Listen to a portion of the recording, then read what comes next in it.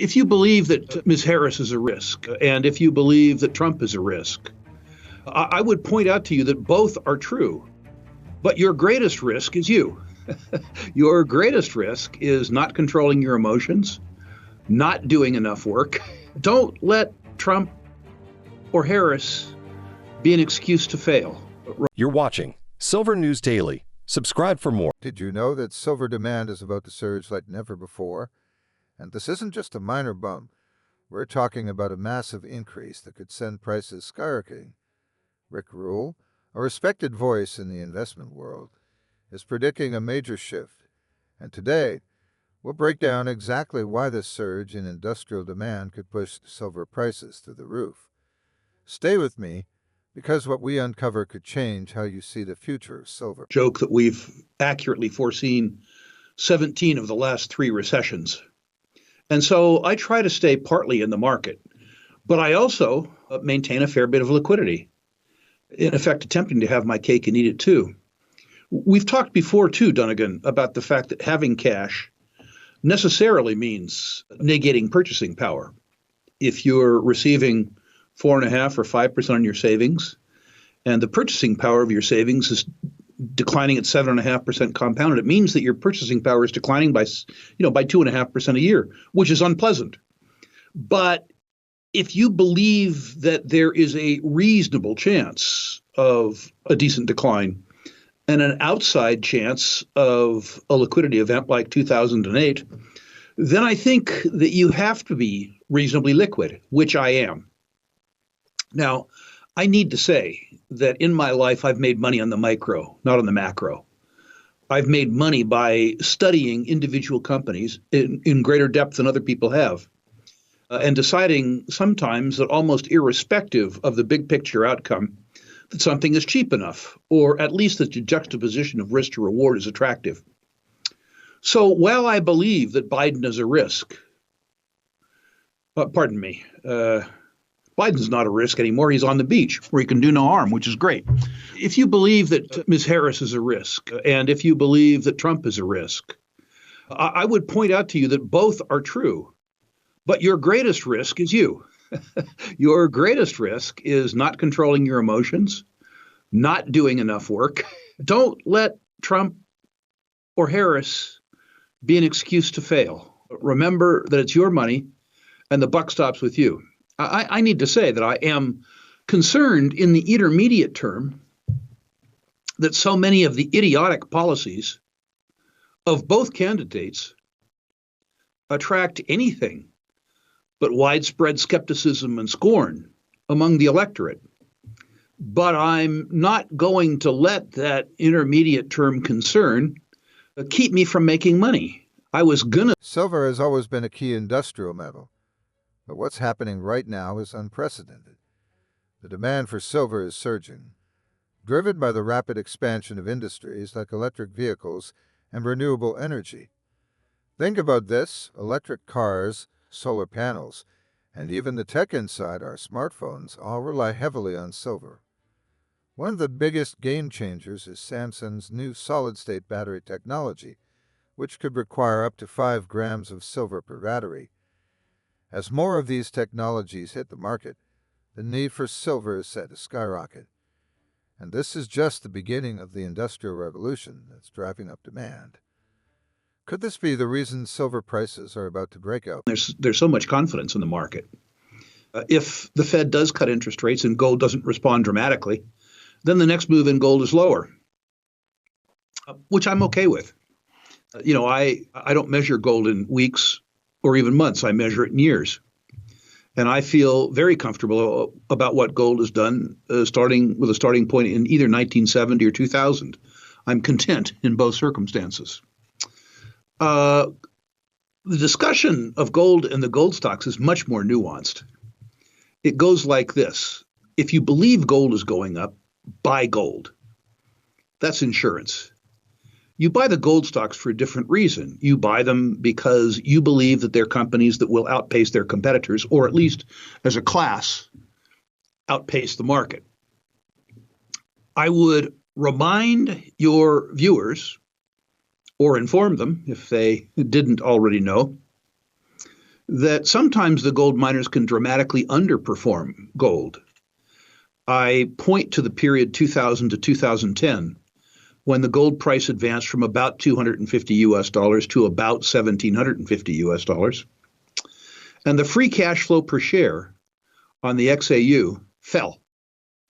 It took real skill for the mining industry to turn a sevenfold increase in the selling price of their product into a reduction in free cash flow per share.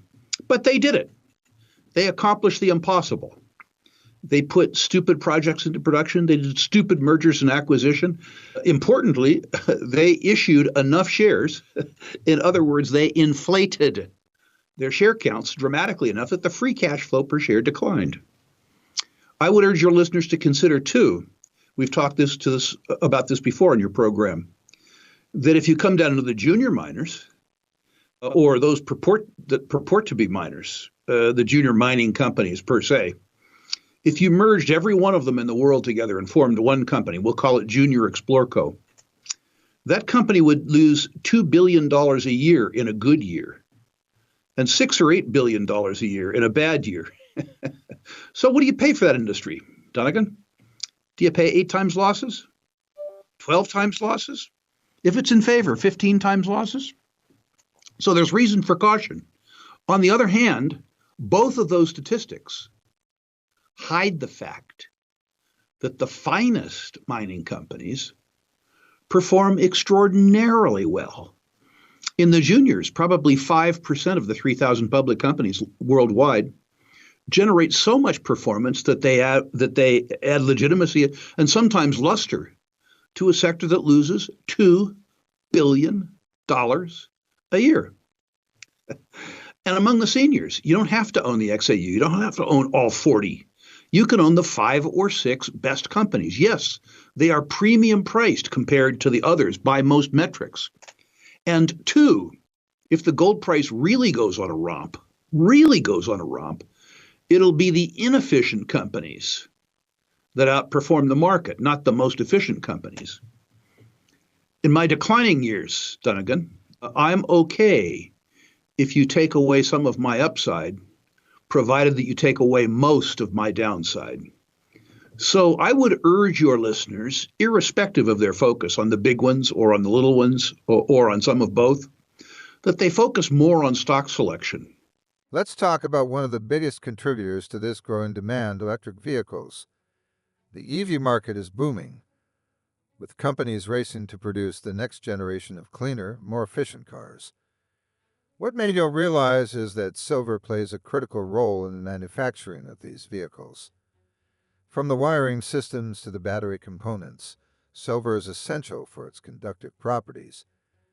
As the global push toward reducing carbon emissions accelerates, the demand for EV is expected to soar, and with it, the need for silver. Just imagine the impact when millions of these vehicles hit the road in the next few years. It's clear that silver demand from the EV sector alone could be a major factor in the coming price surge. But what happens when we factor in even more industries? Say that I would try to make money despite them. That's wrong. I'm going to try to make money to spite them.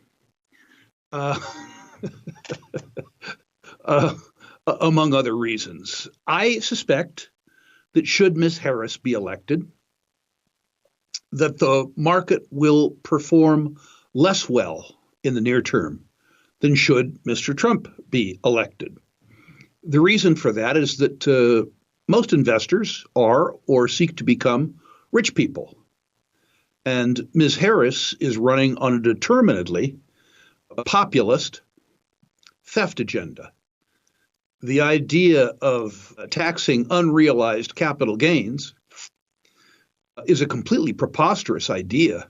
But the fact that it's attracted so much positive attention is a little scary in the long term. It makes a professional investor like myself feel sort of like I'm walking down the street with a bullseye painted on my back.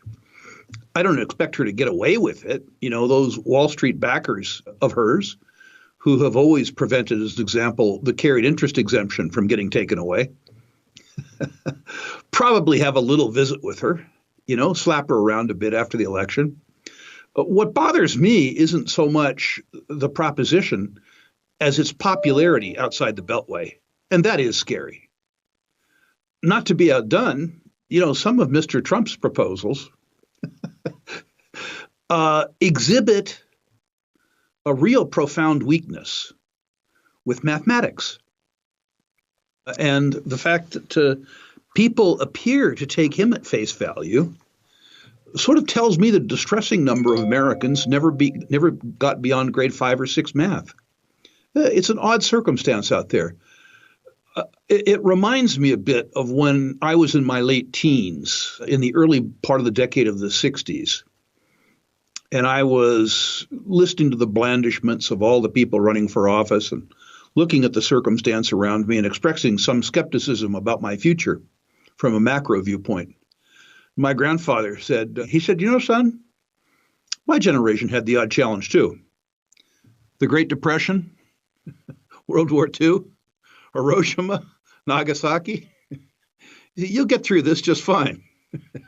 And that's what I would tell people who are letting their concern about the big picture get in the way of doing the work. Now, let's shift our focus to another sector that's making waves in the silver market: renewable energy.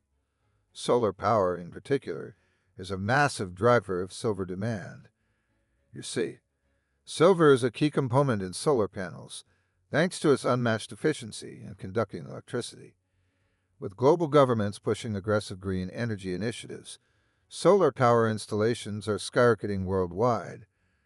The International Energy Agency predicts that solar power will continue to expand rapidly over the next decade, and with it, the need for silver.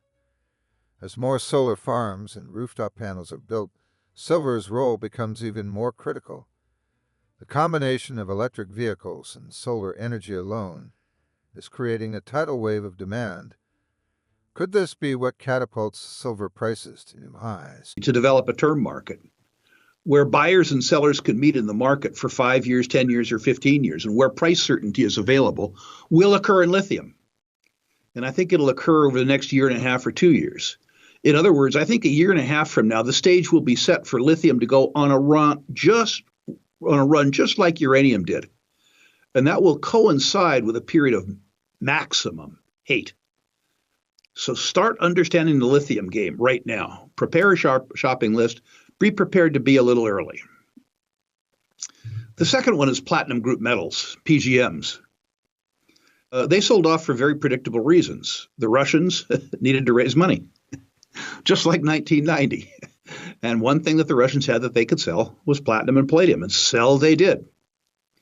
While they were selling, it's reasonable to believe that they were underinvesting in sustaining capital in the Russian platinum business. So when demand does return, they won't be able to increase supply. Again, eerily similar to the first half of the decade of the 1990s.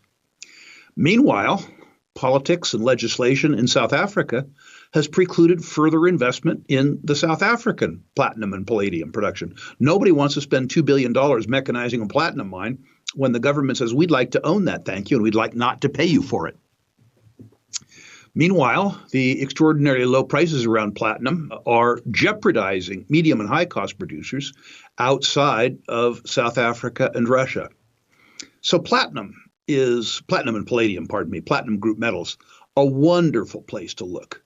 Particularly deposits, high quality deposits, not yet in production, and also not in either Russia or South Africa. If you're an investor outside of the United States and Canada and you have more options with your money, I'm not making a moral comment, I'm making an economic comment, you might consider Russian platinum shares. For American and Canadian, for Western investors, this isn't an opportunity that's on the table. The third sector that looks appealing to me in the intermediate term is the nickel business. There's been an incredible growth in lateritic nickel production, particularly in Indonesia.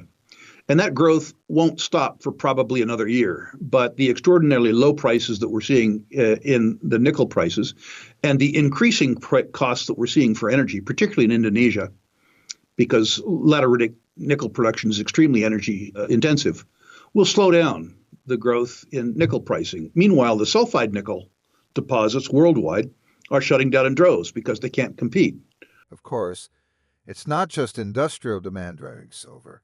Geopolitical and economic factors are adding even more fuel to the fire. Uncertainty around inflation, rising interest rates, and potential economic slowdowns have many investors turning to silver as a safe haven asset. With the Federal Reserve signaling potential rate cuts, the market is on edge. Lower rates could weaken the U.S. dollar, and when that happens, silver and other precious metals often see a surge. Rick Rule has been vocal about how these macroeconomic trends are creating a perfect storm for silver. So, while industrial demand is soaring, the broader economic climate is also set to push silver prices even higher. But is this just the beginning of what's to come? There are at least three, and that's a wonderful question. They are in order of magnitude. And by the way, we're early on all three. You start studying now, you don't start buying now. But lithium. Lithium was never in short supply, but refining and processing capacity was in short supply. So the lithium price increased sevenfold. Over 5 years, the industry addressed that processing bottleneck, and the price has now fallen by 75%. But hundreds of millions of dollars went into lithium exploration. And guess what? We found a lot. We talked before, when we talked about both uranium and silver, that there is no hate as sincere as the hate of a jilted lover. And lithium probably has 500,000 jilted lovers, people who bought the electric vehicle story without knowing very much about lithium. And they're getting more and more and more disgusted. And the 30 or 40 projects that worked at 3 year ago lithium prices that don't work at all against today's prices are going to be available in a year and a half for a song. For a song. Deposits that had $300 million spent on them will command $10 or $12 million market caps. That will come. That disgust will come just as the very low price of lithium stimulates demand. On a global basis, worldwide, the marginal producers at least are very, very upside down, which is why you're starting to see cuts in production. Cuts in production seems dire. For the market as a whole, it's great. So I'm anticipating one other thing. I'm anticipating that the washout that we see in the lithium business, occurring concurrently with the consumers of lithium remembering how hard it was to obtain 4 years ago, means that after uranium, the next natural resource commodity. Now that we've explored the surging industrial demand and the macroeconomic factors at play, let's delve into Rick Rule's insightful forecast on silver prices. Rick Rule, a renowned investor and former CEO of Sprott Asset Management, believes that silver is on the cusp of a significant breakout. According to Rule, several key elements are aligning to create a perfect storm for silver. First, he notes that while gold has been hovering near all-time highs, silver has not yet caught up, currently trading at a fraction of its historical peaks from 1980 and 2011. This lag presents a unique opportunity, as silver often outperforms gold in the later stages of a precious metals bull market due to its dual role as both an industrial metal and a store of value. Rule emphasizes that industrial demand from sectors like electric vehicles and renewable energy is just one part of the equation. He points out that retail investment in silver has been relatively subdued, meaning there's a significant amount of untapped potential. When generalist investors and larger financial institutions start to recognize silver's undervaluation, the influx of capital could drive prices dramatically higher. Moreover, Rick Rule discusses the limited market capitalization of high-quality silver mining companies. He explains that the total value of these companies is so small that even a modest increase in investment can lead to substantial price movements. This is particularly relevant because many of these companies are positioned to benefit directly from rising silver prices, yet they remain under the radar for most investors. Another critical aspect of Rule's forecast is the role of geopolitical and economic uncertainties. With central banks around the world facing challenges like inflation and potential interest rate cuts, there's a growing appeal for safe haven assets. Rule highlights that silver, much like gold, serves as a hedge against currency devaluation and economic instability. As more investors seek to protect their wealth, the demand for silver could increase significantly. He also touches on supply constraints, noting that silver production may not keep pace with the escalating demand. Factors such as limited mining capacity, decreased investment in new mining projects, and geopolitical risks in key mining regions could tighten the supply further. This imbalance between supply and demand is a crucial driver in his prediction of rising silver prices. In summary, Rick Rule's forecast is built on a convergence of industrial demand growth, untapped investment potential, supply limitations, and macroeconomic factors.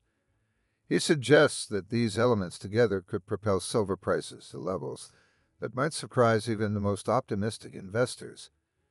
This insight underscores the importance of paying attention to silver as a strategic asset in the current economic climate. So, with all these factors in play, the question becomes, are we on the brink of a silver renaissance, and how can investors position themselves to take advantage of this potential surge? In my experience, we need a real precious metals bull market in order for silver to break out. And in the gold trade, I don't think, well, we probably are in the early stages of a bull market. But I would point out to you that an awful lot of the gold buying has been central bank buying.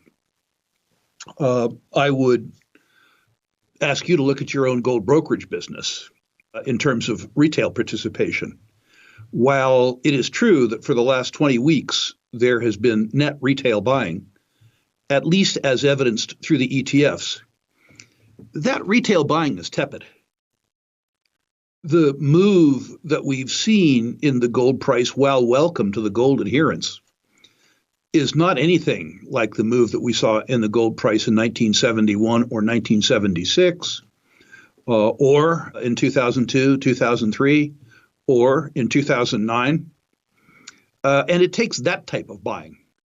It takes a dramatic move in the gold price, and it takes a growing recognition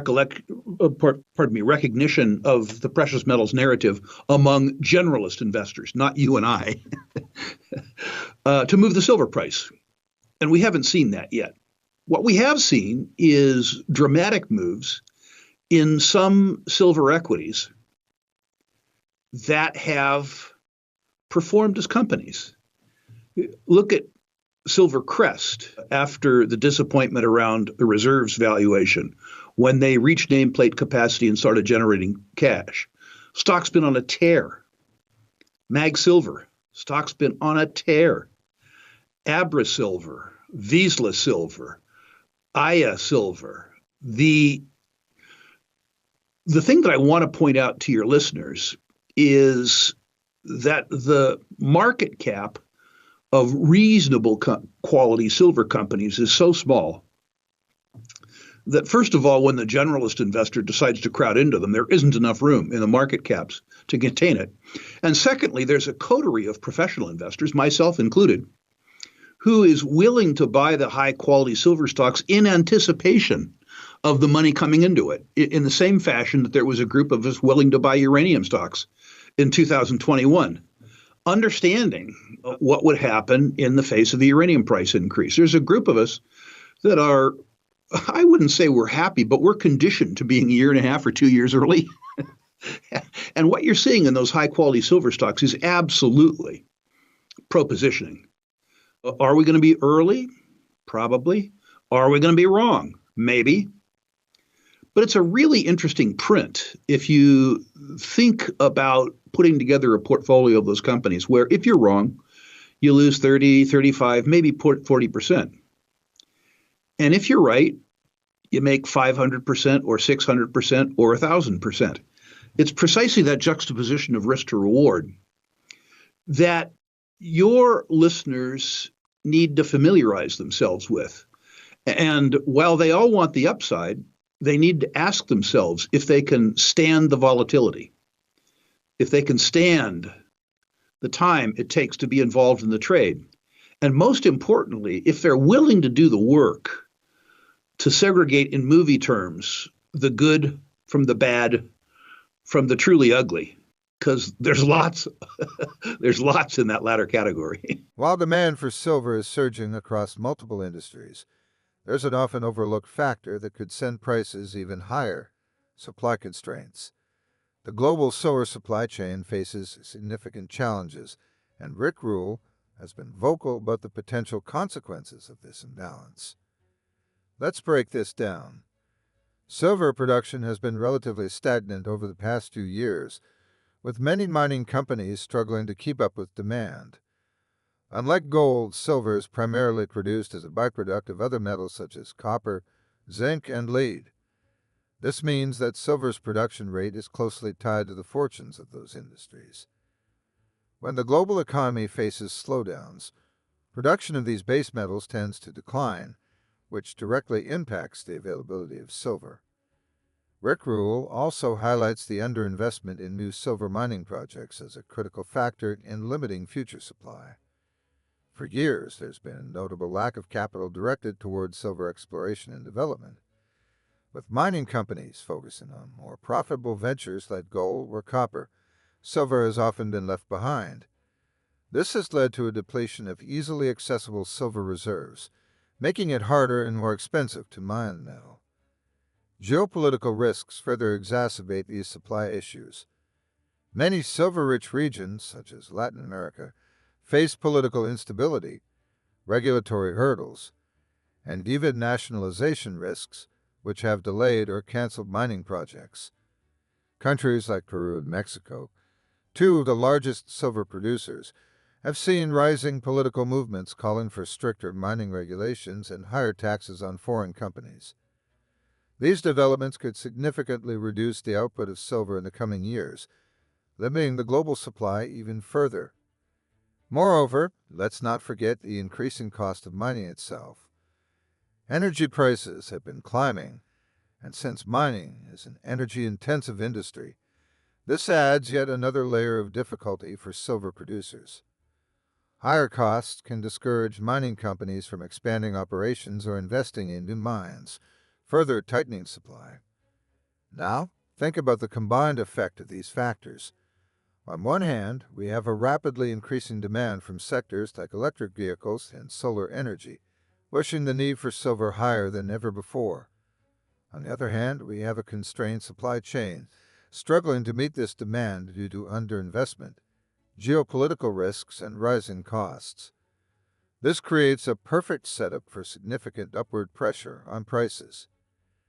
Rick Rule believes that this supply crunch could be the tipping point that ignites a massive rally in silver prices. As supply diminishes and demand continues to rise, the market will have no choice but to drive prices up to balance out the shortage. Investors who are ahead of the curve and recognize these supply limitations could stand to benefit significantly as this situation unfolds. The real question is, with supply unable to keep pace with demand, how long can the market sustain current silver prices before the inevitable surge occurs? I think that technology may be efficacious 10 years from now in small batteries, like in your phone. Remember that silver is priced by the gram, and lithium and copper and cobalt and nickel are priced by the kilogram.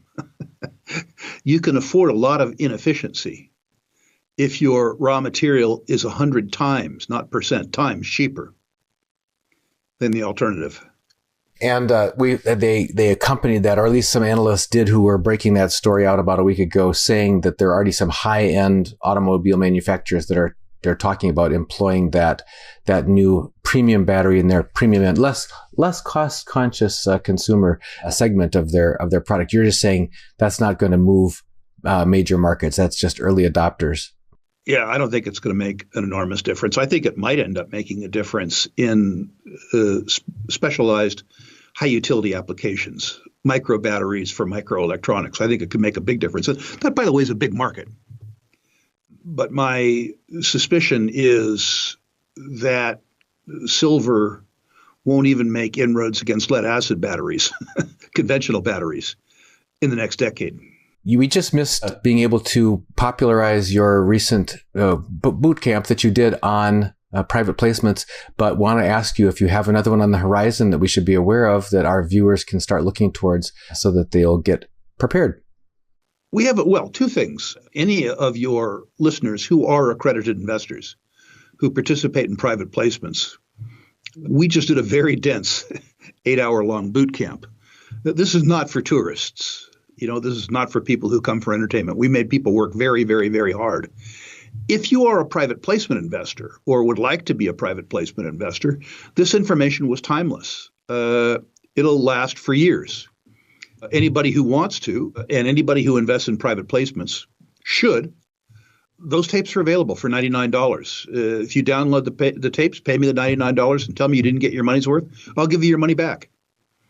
This is really, truly timeless information. I spent 50 years learning about the topic, and I did my very best to give it to everybody else in 8 hours. So it's very dense information. In answer to your question, as we continue to see these supply constraints collide with soaring industrial demand, the conversation naturally shifts to one of the most important aspects for anyone watching this.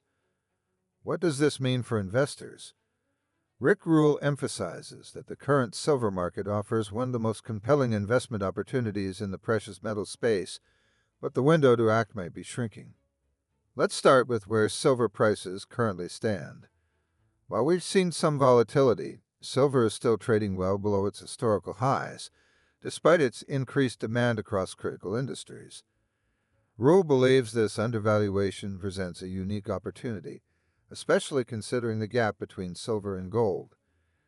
Traditionally, silver tends to follow gold in a bull market, but often with even more aggressive price movements.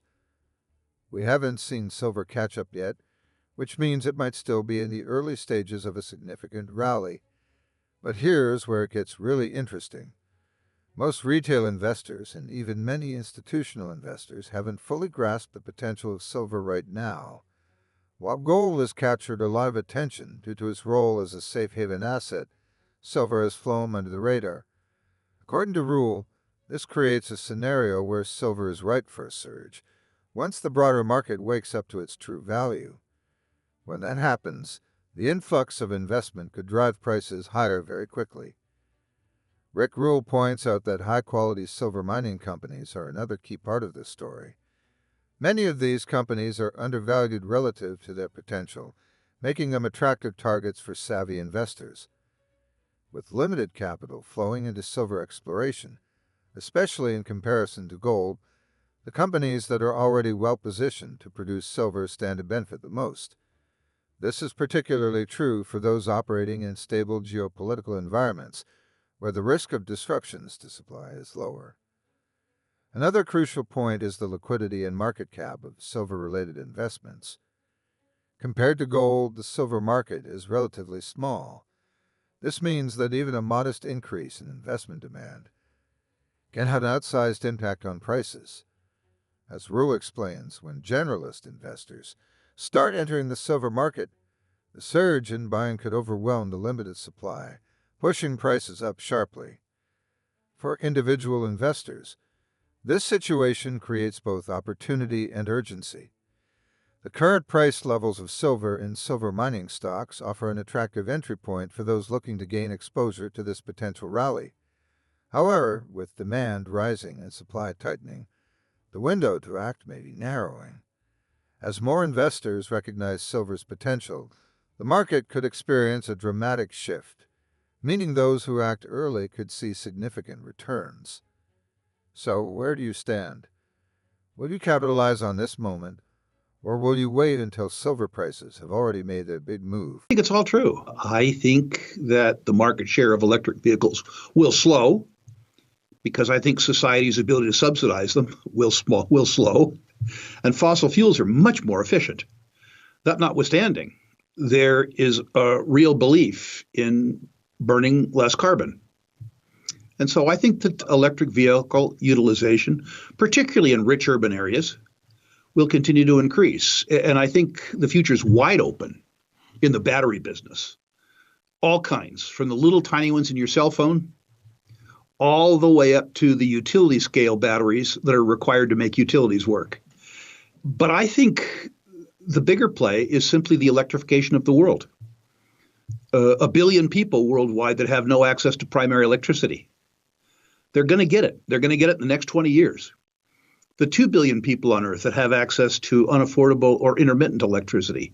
And the fact that every day electricity makes your life better and you want to use more of it. This is a real no-brainer. A real true no-brainer. It's going to go in ebbs and starts. It's going to get ahead of itself. It's going to undershoot. It's going to overshoot. There's going to be volatility. Leadership in the market is going to change. But it's a theme, like the material ascent of humankind, that's going to continue. And it's going to continue for decades. It's going to continue all the way up the chain to things like copper, the primary transmission mechanism. It's going to continue to fuels, nuclear in particular, uranium in particular, but also the places that people hate to look. Greatest demand year on record, as an example, for coal was 2023. And 2024 is poised to eclipse it. Is coal dirty? Yeah, of course. Does India, as an example, Sri Lanka, Afghanistan, Iran have a second choice? No, they don't. There are 1 billion people on Earth with no access to electricity. They want the same life you do. They want to walk into a room, hit a switch, have the lights go on. So all things electric, be it generation, be it transmission, be it utilization, have a bright future ahead of them. Stair steps to heaven, straight up, no challenges? Of course not. Of course not. That's not the way markets work. An investable theme? Absolutely. As we've unpacked the dynamics driving silver's future, from skyrocketing industrial demand to tightening supply, one question remains. How are you positioning yourself for what could be one of the biggest silver bull markets in recent history? With everything we've explored, Rick Rule's forecast, the pressures of the electric vehicle and renewable energy industries, and the looming supply constraints, there's no denying that silver is poised for something big. But the real question is, how soon will this shift happen? Are you prepared to take advantage of it? Many investors are sitting on the sidelines, unsure of whether to dive into silver or wait it out. But with all the factors coming together, demand outstripping supply, geopolitical risks, and macroeconomic shifts, this may be a moment where waiting could cost you. Remember, silver is not just a commodity for industries. It's also a historically powerful hedge against inflation and economic uncertainty. Rick Rule has often pointed out that silver has outperformed during times of economic instability, and we're seeing some of those warning signs on the horizon. So here's the big question for you. Do you believe silver will continue to play second fiddle to gold, or is this the moment where silver shines on its own? As more investors wake up to this reality, prices could soar, but by then, the early opportunities may have already passed. Now I want to hear from you. What are your thoughts on silver's future? Do you think Rick Rule's forecast of skyrocketing prices will play out as expected? Share your ideas in the comments below. Let's get a discussion going. What strategies are you considering in this evolving market? Will you invest directly in silver, or are silver mining stocks more attractive to you? Let's compare notes. And before we wrap up, if you found value in this deep dive, make sure to subscribe to the channel. We're constantly exploring market trends and investment insights that you won't want to miss, and trust me, silver is just the tip of the iceberg. Remember, by staying informed, you put yourself ahead of the curve. But don't forget, this is not financial advice. Always do your research and consult with a financial professional before making any investment decisions. Now is the time to position yourself for the future, and silver could be your ticket to that. Remember, Dunnigan, what we said, the cure for low prices is always low prices. And the hate that we're seeing in the nickel business that follows the extraordinary love it received 5 years ago and 4 years ago as the premier battery metal means that a turnaround in nickel, again, probably coincides with a period of maximum hate. I would say I'll give you a fourth one. I'll give you a bonus. And you can play this game right now. North American natural gas. It's way overproduced as a consequence of it being a byproduct of oil, more overproduced in Canada as a consequence of the fact that the Canadian Prime Minister doesn't see the business case for producing natural gas, despite the fact that all of his customers would like to buy it from him. And this too will end. The gate price for Alberta gas is less than $2 Canadian per thousand. Henry Hub gas in the United States is about $2 per thousand, or put differently, per million British thermal units. That same gas landed in Rotterdam or Shanghai or Seoul goes for $8, and it costs about $1.50 to get it from here to there. This is an insane arbitrage. $3.50 landed in an $8 market. And this arbitrage is attracting literally billions of dollars in gas storage, gas gathering, gas transmission, in the reshoring of the European petrochemical and plastics business from Germany to the U.S. Gulf Coast, in gas liquefaction and deliquefaction. This enormous 60%, 65% arbitrage is going to be arbed away. And I don't suspect it's going to be arbed away by lower oil prices. I think it's going to be arbed away by higher gas prices. The gas companies in North America are effectively decapitalizing. They're paying very, very high dividends. They have more locations than they can possibly drill, which is wonderful because that gas is going to come in handy. So if you want to play the game from an American perspective, and by the way, earn some decent dividends, you don't need to get too fancy. You don't need to buy, schlep, schmuck, and schmo gas. You can buy Equitable if you care about the Appalachian Basin, which you should. You can buy Devon if you care about the Anadarko or the Permian Basin. If you can afford a bit more risk, look north of the border. If the Canadians come to their senses and thank and excuse their prime minister, I think you'll see all of the Canadian gas stocks uniformly double. If they don't, they're still pretty good buys. Names like Birchcliff, names like Peyto, names like Tourmaline, names like ARC. So where does all of this leave us? After looking at the surging industrial demand, the macroeconomic forces in play, and the supply chain constraints, we arrive at the heart of Rick Rule's prediction. Silver prices are set to skyrocket. But how realistic is this scenario, and what could the timeline look like? Rick Rule has made it clear silver's current price doesn't reflect its true value. Right now, silver is trading well below its potential, and as we've seen, the factors driving demand aren't slowing down. The rise of electric vehicles and renewable energy sources, like solar power, are only going to accelerate. Silver is a critical component in these industries. As their growth continues, the need for silver will rise exponentially. This isn't just a short-term trend. It's the foundation of a long-term bull market for silver. But demand is only one side of the coin. On the supply side, we've discussed how mining output is struggling to keep up. With geopolitical risks in key silver-producing countries and underinvestment in new mining projects, the supply chain is tightening. This imbalance between supply and demand creates a pressure cooker situation for silver prices.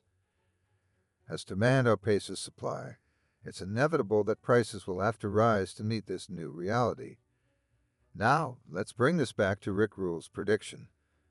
He believes that we're on the brink of a silver price explosion, driven not only by industrial demand, but also by a broader recognition of silver's undervaluation as a financial asset. Investors who have traditionally focused on gold are beginning to see the untapped potential in silver, and as more capital flows into this market, the price could surge dramatically. Rule has even suggested that silver could outperform gold in the coming years, which is a bold statement considering silver's current price gap. So where does this leave you as an investor? The window of opportunity is narrowing. If Rick Rule's prediction comes to pass, those who recognize the value of silver now could be in for substantial gains. The key is positioning yourself early, before the mainstream market catches on. Whether you're considering physical silver, silver ETF, or mining stocks. The time to act is now, before silver prices start reflecting the true scope of demand. But remember, while the potential upside is massive, investing always comes with risks.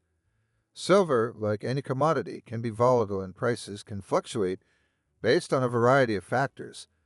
This is not financial advice, and it's crucial that you do your own research or consult with a financial advisor before making any investment decisions. So, could silver really be on the verge of a price explosion?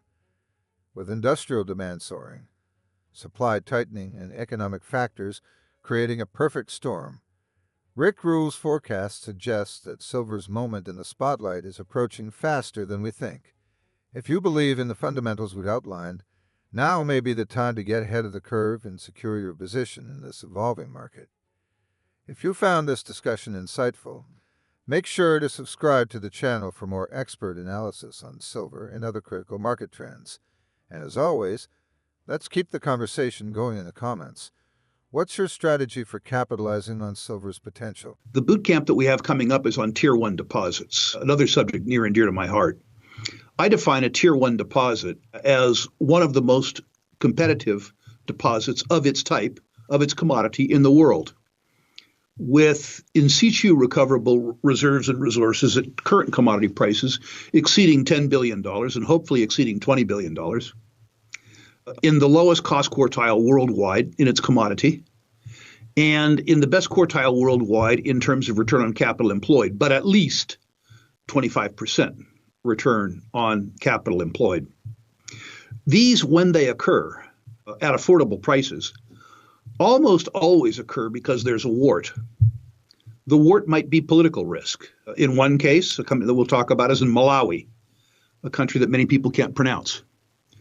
Or they will involve a commodity, say nickel, or platinum and palladium, or lithium, that's out of favor, particularly when a commodity is priced on a global basis below its cost of production. If you assume that 5 years from now that commodity will still be available to be used, it means that you believe the price is going to go up. So we're going to talk about, with specific examples, investing in Tier 1 deposits. We're going to talk about the fact that it takes time. We're going to talk about the pricing matrices necessary to construct in order to make the investment. And we're going to name some names. Once again, like any educational product I've offered up over the last 28 years, absolute money-back guarantee. If you think for any reason that the information in the boot camp isn't worth the $99 I charge you to receive it, I'll give you your money back. It's worthy to note, Dunnigan, in the recent boot camp around private placements, we had 0 refund requests. In the Prospect Generator boot camp, we had 1 refund request. The Rule Symposium, out of 1,300 online and live tickets sold, we had 2 refund requests. That notwithstanding, that refund request is my guarantee to